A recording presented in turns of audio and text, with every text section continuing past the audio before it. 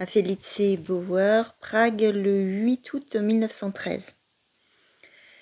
Hier, je t'ai remercié parce que pour la première fois depuis longtemps, des lettres de toi étaient arrivées 2 jours consécutifs. Et aujourd'hui, il n'y a déjà plus de nouvelles de toi. On pourrait considérer que réclamer chaque jour une lettre est une sorte de tyrannie. Mais ce n'en est pas une. Ou plutôt, si tu ne tiens pas à moi, alors c'est évidemment une tyrannie. Et c'est précisément maintenant que tu devrais m'écrire et m'écrire régulièrement. Tu sais bien assez combien je souffre sans lettres. Tu sais ce qu'il en est de mon état actuel, combien il dérive littéralement de la régularité de tes lettres.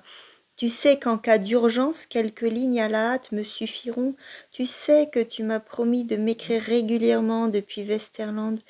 Tu sais que la lettre à laquelle j'attends ta réponse avait une importance toute particulière pour moi. Tu sais que je ne peux qu'être inquiet, bien au-delà de l'ordinaire, quand, alors que tu évoques dans une lettre des maux de tête et un mauvais sommeil, il n'y a rien le lendemain. Et en dépit de tout cela, tu ne m'écris pas. Tu ne te sens pas poussé par ma lettre quotidienne à m'écrire quelques mots.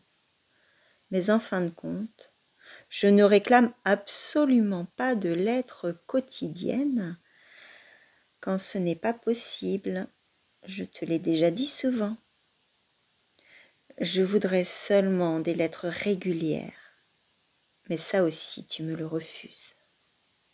Et tu supportes de passer tranquillement le mercredi sans même m'envoyer une petite carte postale, bien que tu saches que le vendredi je tremble d'une distribution du courrier à l'autre.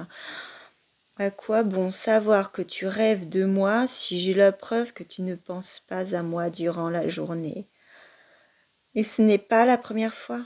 Tu es injuste, Felice, et il est parfaitement indifférent que les raisons pour lesquelles tu ne peux pas écrire soient internes ou externes. Franz.